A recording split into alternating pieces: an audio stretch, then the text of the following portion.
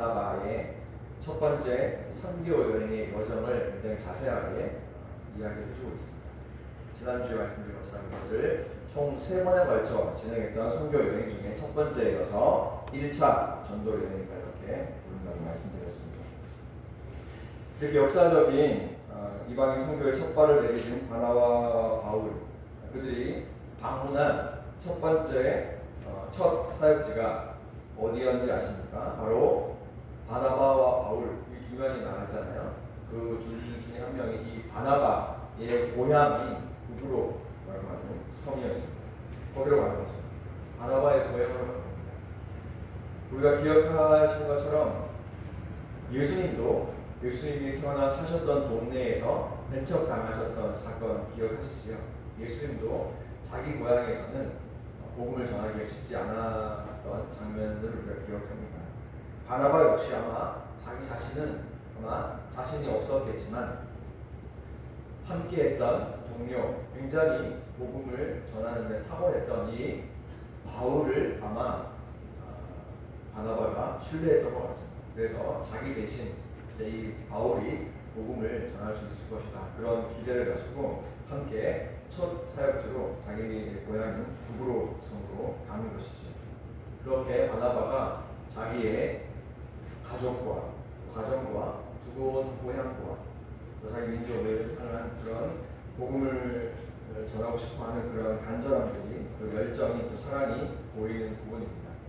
오늘 이렇게 구브로 섬을 시작으로 해서 이제 비시디아, 안디옥, 이고니온, 루스드라, 더베 이런 여러 지역들을 돌면서 여러 지역에 복음을 전하게 되는데 가는 곳마다 다 순적하고 순탄하고 가는 족족 복음을 전하는 족족 받아들이고 있고 그랬던 것이 아니라 가는 곳마다 여러 방해가 있고 저항이 있고 심지어 박해가 있고 여기 보면 여러 번 또 돌로 맞을 뻔했을 뿐만 아니라 사도 바울 같은 경우 실제로 이 첫 번째 여행 가운데 돌을 맞아서 거의 죽을 뻔한 사건도 일어납니다.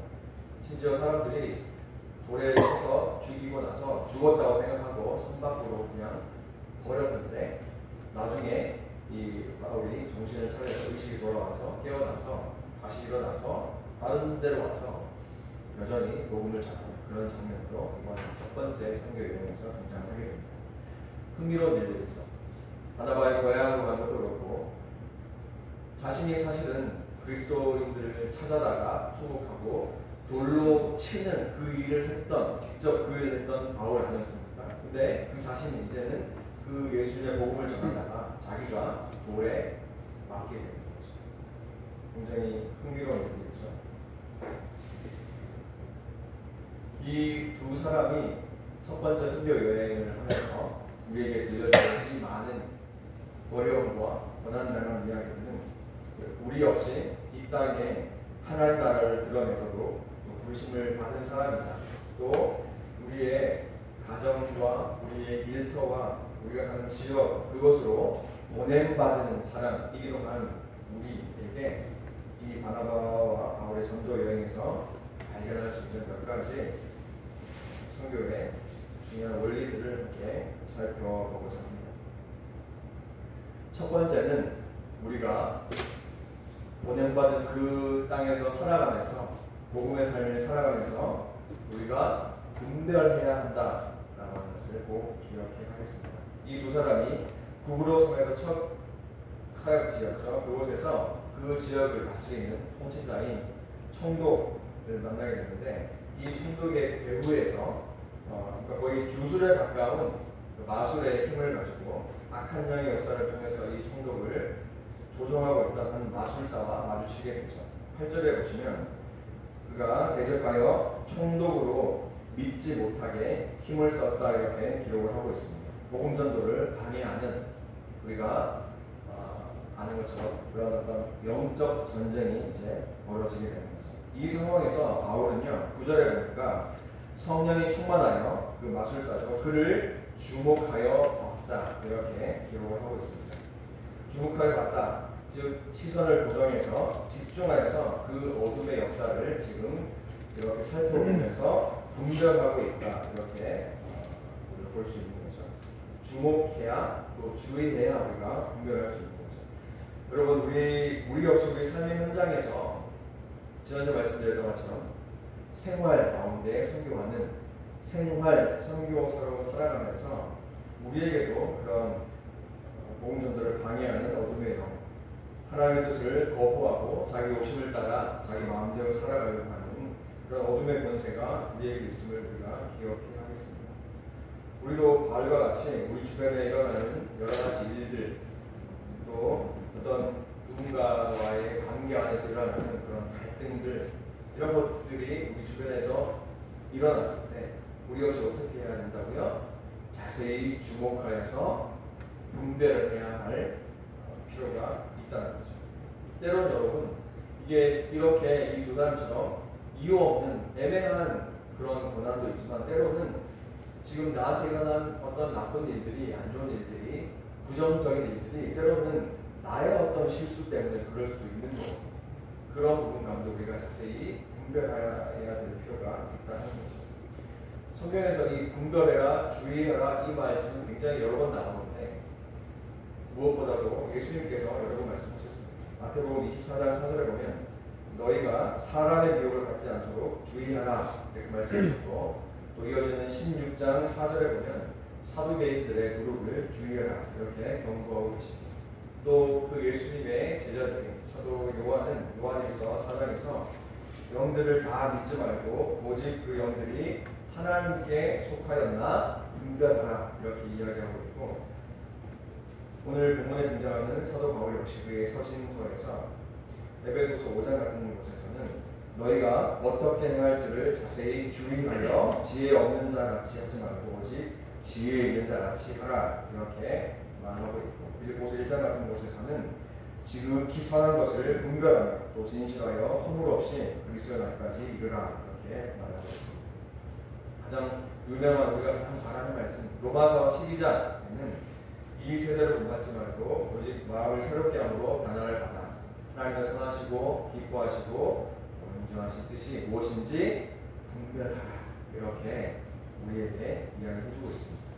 성경은 그래서 우리에게 그냥 우리가 겪고 있는 여러 일들에 대해서 그저 의미 없이 생각 없이 그냥 지나치면 안 된다고 우리에게 말해주고 있는 거죠. 어떻게 해야 된다고요? 주의하고 경계하고 그래서 분별해야 된다 이렇게 우리에게 이야기해주고 있습니다. 그런데 많은 경우에 우리 그리스도인들 안에서도요, 영적인 삶을 살아간다고 하는 우리 그리스도인들에게도 이 영적 전쟁, 그러니까 이런 영적인 싸움에 대해서 관심을 두지 않는 경우가 굉장히 많은 것을 봅니다. 그래서 자신들이 이런 영적 전쟁 지금 한복판에 살고 있다는 것, 그래서 시시때때로 하루하루 매 순간 매 순간 계속 우리가 어떤 영적인 유혹을 받고 있고, 그렇죠? 공격을 받고 있고 도전을 받고 있고, 그런 일들이 지금 내 마음속에 생각 속에 내 주변의 사람들을 통해서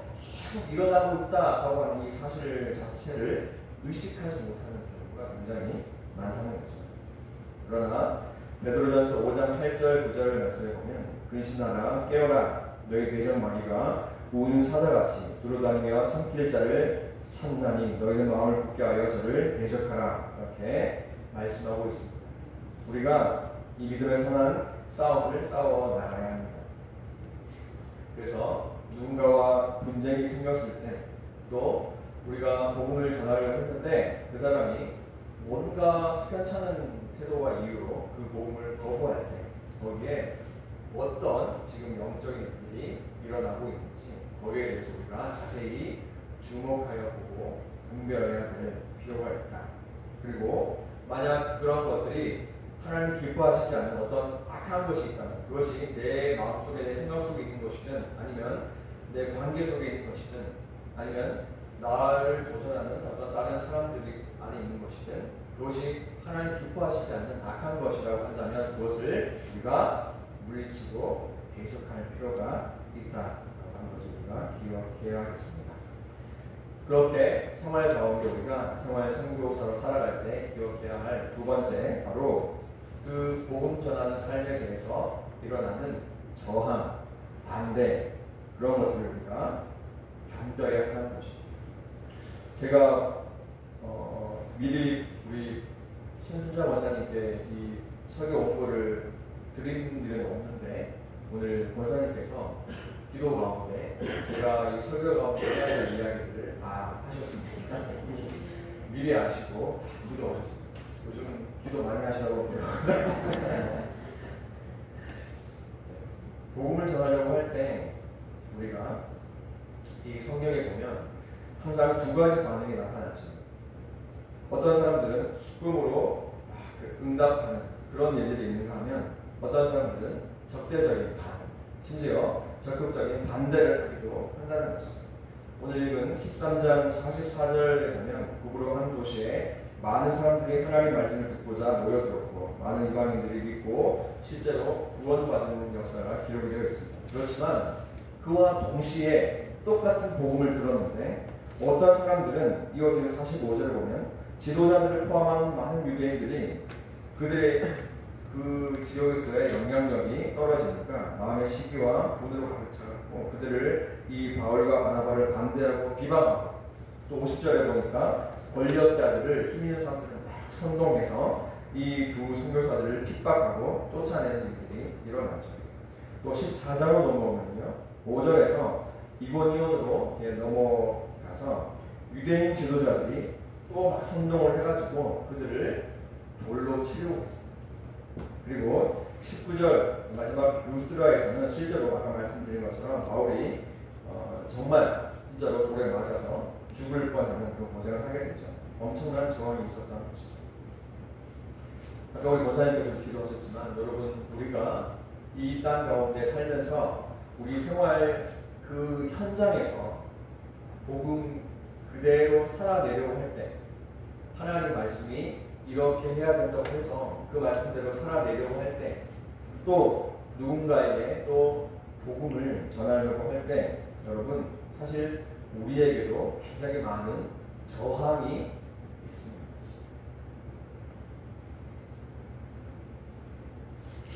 지난 수요 예배 때 우리 지금 계속해서 수요일마다 찬송의 말씀을 보고 있거든요.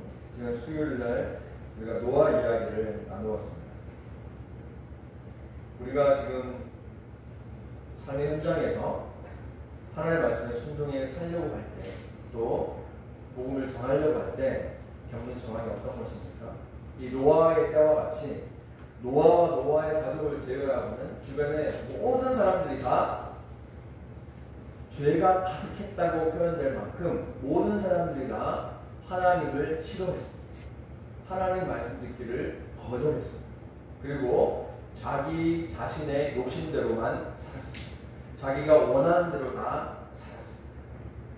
자기가 원하는 대로, 자기 욕심대로, 자기의 기분대로, 감정대로 사는 것을 거절하고 막는 하나님의 말씀을 싫어했습니다. 그런 것이 온 세상에 가득했다는 것이죠. 그런 곳에서 여러분 노아가 무려 100년이 넘는 시간 동안 이 산 꼭대기, 바다도 아니고 산 꼭대기에서 방주를 지었다는 것 아닙니까? 여러분 곧 하나님이 물로 심판하십니다. 여러분 이렇게 이야기를 해도 사람들이 다 하나같이 비웃고 조롱하고 그렇죠? 노아가 보는 앞에서 드러내놓고 더 죄를 짓고 그렇게 노아를 도전하고 도와라고 그렇게 긴 시간 동안 이 노아가 여러분 항상 똑같은 마음이었을까요? 아니면 노아가 아마 여러 마음 가운데 갈등이 있었을 거예요. 내가 지금 어느 날 아침에 일어나서 배 짓는 못질 하다가 내가 지금 이렇게 뭐 하는 건가? 햇볕을 때 쨍쨍하고 저 사람들은 여전히 저렇게 평안하게 땀땀거리면서 잘 살고 있고 아무 문제 없어 보이는데 나와 내 가족은 지금 이 수모를 당하면서 이 손가락질을 당하면서 이 모욕을 견디면서 나 지금 뭐하고 있는 거지? 그런 마음이 없었을까요 여러분? 100년 동안? 있었을 것 같아요. 그래서 이거는 추측입니다만 왜 배를 만드는데 아무리 큰 배라고 하더라도 그렇죠? 혼자 지었다 하더라도 노아 가족만 지었다 하더라도 어떻게 배 한 척 짓는데 여러분 몇 년이나 걸립니까? 그렇죠? 뭐 한 대한민국 땅덩어리만한 배를 짓는다면 모를까? 그 정도는 아닌 것 같은데 그 배를 한 200m 정도 안 되는 축구장 2개가 채 안 되는 정도 배를 짓는데 않나? 그래서 제가 추측하기로는 아마 안 해! 이러지 않았을까 중간에. 이래서 뭐 하는 거야? 하다가 또 아니야. 또 하나의 말씀이 도전이 왔어. 아니야. 나는 하나님 사랑해. 나에게 살아야지.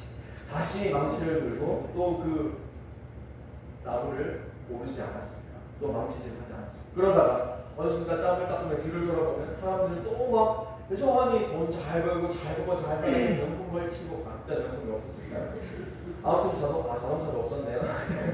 뭘 해야 딴딴거리는 거지? 막 좋은 옷 입고 그렇죠. 막 잘 먹고 고기 구워서 막 술판 벌리고 너무 행복해 보이는 모습을 보면 아예 안 해! 뭐 망치 집어 던지고 막 또 안 하다가 또 아니야. 다시 또 망치를 이렇게 해서 아마 100년이 걸린 거 아닐까 저는 그렇게 추측을 해보거든요. 여러분 그런 갈등들이 우리에게 있지 않습니까? 여러분 지금 이 서울 양양 고속도로와 중앙 고속도로가 마주치는 이 지점의 한복판에서 여러분 저희 고속도로 지금 참 얼마나 많이 다니는지 아십니까? 다 어디 갑니까? 놀러 가잖아요. 휴가 가고 난리예요 지금. 근데 왜 여러분들은 여기에 앉아 계시는 걸까요? 이 좋은 주말. 여러분 혹시 여기서 그런 생각 안 드십니까? 할렐루야. 우리 성도님들은 아무도 그런 생각이 안 드신다고 합니다. 할렐루야. 우리가 삶의 현장에서 모든 겪는 상황 이런 거죠. 왜 그렇게 바보같이 살아? 왜 그렇게 인내하고 살아? 왜 그렇게 참고 살아? 왜 그렇게 손해를 봐? 이런 거죠. 그런데 어떡합니까? 예수님이 말씀하시는 것은 우리가 세상을 향하여서 바보처럼 사는 거 아닙니까? 뒤처지는 거 아닙니까? 때로는 요즘 말로 왕따 당하는 그런 사람 아닙니까? 모든 사람들이 다 색깔을 잘하는 그런 사람 아닙니까? 다른 게 더 좋은 게 있다고 자랑하는 그런 사람 아닙니까? 그렇게 오늘 우리가 그런 도전을 받는데 여러분 반대로 한번 생각해 보십시오. 우리가